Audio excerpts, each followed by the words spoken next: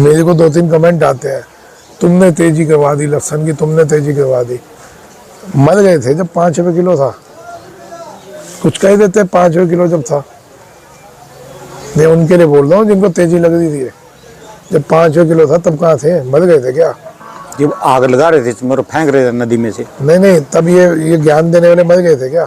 जब भी तेजी में जिनके पेट में दर्द हो रहा है भाई, वो टाइम भी तो देख लेते। उस टाइम क्या था भैया, 2 नंबर का जो माल आ रहा है वो सबसे ज्यादा डिस्टर्ब कर रहा है। 2 नंबर या 1 नंबर में जितना क्रेटों में माल है सब चाइना का है। आज की तारीख में जितना माल है सब चाइना का है, घूम घूम के आ रहा है। इस पर अगर कोई गवर्नमेंट कोई एक्शन उठा देगी तो जाके कुछ भला हो, नहीं तो भाई साहब दिक्कत है। दिक्कत ये नहीं कह रहा कि मार्केट टूटेगी, दिक्कत हर साल ये डिस्टर्ब करता है वही करेगा। बेस्ट वे यही है कि जितना हम अलर्ट रहे, ट्वीट करते रहे, तो सरकार के दिमाग में आएगी बात कि दिक्कतें आ रही हैं। मिजोरम बंद हुआ बॉर्डर, इम्फाल बॉर्डर बंद हुआ तो सरकार के संज्ञान में आया तभी बंद हुआ। अब ये गोरखपुर है, यहाँ सख्ती हो रखी है। तो ये ऐसे बॉर्डरों पे जब पकड़ धकड़ होगी तब मजा आएगा। डाटा गवर्नमेंट के पास पूरा है, कहाँ से कौन क्या कर रहा है। तो अगर ये उठाएंगे तभी पता चलेगा। एक कड़ी उठी, एक के साथ कई कड़ियाँ जुड़ जाएंगी। ठीक है। समय आ गया है कि जब हम लोग व्यापारी लोग, किसान लोग उठ के ट्वीट करें और गवर्नमेंट को बताएं कि भैया ये एक खतरनाक लेवल पे इंडिया के अंदर वायरस इन्फेक्टेड माल आ रहा है। मैं एक जगह बैठा था, बड़ी जगह थी, तो वो बता रहे थे, मैं कुछ लोग क्वेश्चनिंग कर रहे थे। मैं इसी मामले में गया था, चाइना के मामले में। ठीक है जी। बड़े ऑफिसर्स थे, क्वेश्चनिंग कर रहे थे। तो क्या है, बायोलॉजिकल वेपन भी तो हो सकता है। अगर किसी को नहीं समझ आया बायोलॉजिकल वेपन, मैं समझा देता हूँ। आजकल लड़ाइयाँ, देश लड़ाइयाँ हथियारों से कम करते हैं। जैसे कोरोना का इन्फेक्शन फैलाया गया, वैसे ही कोई भी इन्फेक्शन आप उस देश में डाल दो, वो पब्लिक अपने आप ही मरने लग जाती है।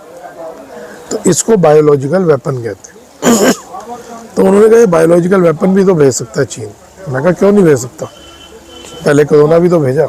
मतलब कि आप लोगों के ट्वीट की वजह से गवर्नमेंट इस मामले में सोच रही है, और एक अच्छे लेवल पे मैं जाके ये बात बताई है मैंने।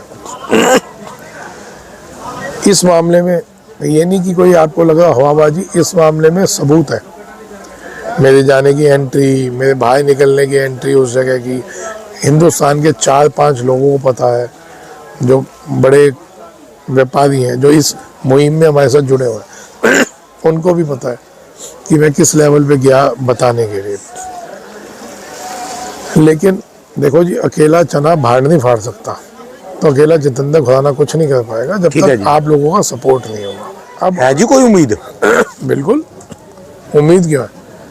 आज की तारीख में भी अगर अभी तो मेरे को सपोर्ट नहीं कर रहे लोग, आज की तारीख में 10,000 ट्वीट कर दो रोज, सिर्फ 10,000 ट्वीट।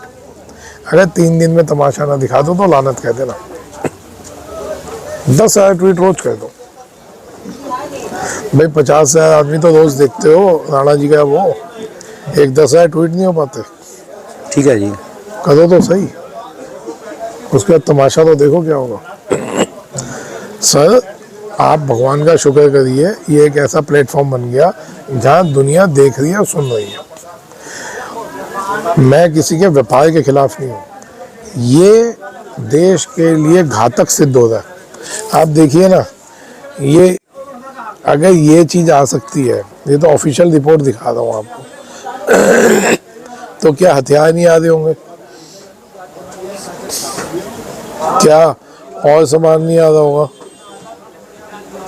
मेरे को इतना बता दो।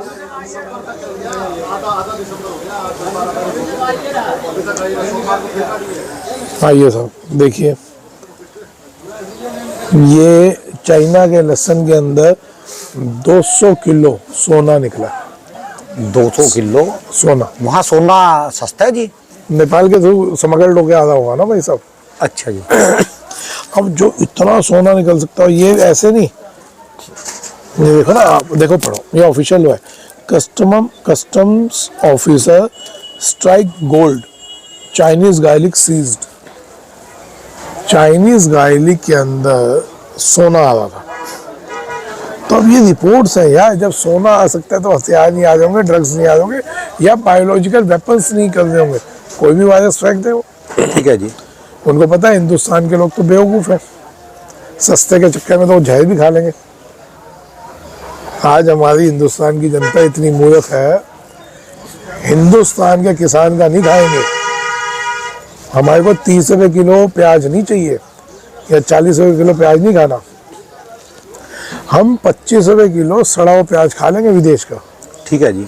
अपने हिंदुस्तान का किसान का भला नहीं होना चाहिए, वो साला मर जाए लेकिन भला नहीं होना चाहिए। हम तो इतने महामूर्ख हैं, हमारे को विदेशी माल बढ़िया लगता है और हिंदुस्तान का किसान नहीं बचना चाहिए, भले जाए खिला दो इनको। तो आज हम लोग तो वो हैं, पेट में दर्द होगा मेरी बातें सुन के, ठीक बात है, बिल्कुल सही बात है जी। पेट में दर्द होगा, लेकिन मैं बात सही बोल रहा हूँ, कुछ दिनों में, आने वाले दिनों में दिख जाएगा।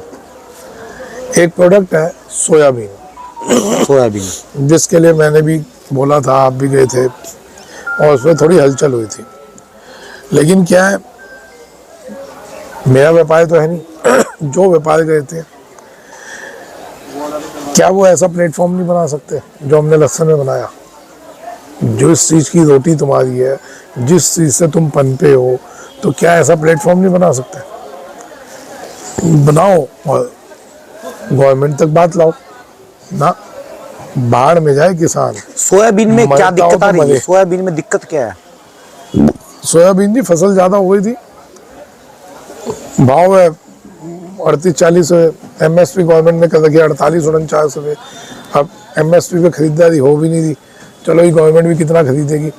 लेकिन यहाँ मेरी बात वहीं एकदम खड़ी उतरती है जहाँ मैं बोलता हूँ कि हर कमोडिटी पे गवर्नमेंट का पैनल होना चाहिए। उस पैनल में किसान, एक दो व्यापारी, एक दो इंपोर्ट एक्सपोर्ट वाले, जो कि बताएं, डाटा तो गवर्नमेंट में होता ही है, कोई भी कमोडिटी ज़्यादा है कम है, भाई ज़्यादा है तो उसको एक्सपोर्ट की तैयारी करो, कम है तो उसको इंपोर्ट के लिए तैयार करो, जनता का भी बुरा नहीं होना चाहिए। लेकिन 38 रुपये तो हो गया सोयाबीन, तो उसकी वजह से तेल मद्दा होना चाहिए, तेल महंगा हो गया, सोयाबीन का किसान वही मर रहा है। ये मैं सोयाबीन की बात क्यों ला रहा हूँ, आने वाले टाइम में आप देख लेना, आधा किसान सोयाबीन बोना बंद कर देगा। इन रेटों में कौन बोएगा जी? तब आप ढूंढोगे, फिर वही तेल जो अभी 150-60 का मिल रहा है, फिर 300 में खरीदोगे, वो खुश हो तुम, क्योंकि वो कंपनियां ले रही हैं। किसान को 5 रुपये किलो एक्स्ट्रा नहीं मिलना चाहिए, तुम्हारी ऐसी की तैसी हो जाती है कि जी वो 5 किलो क्यों ले जा रहा है ज़्यादा, डूब के मर जाओ सारे के सारे।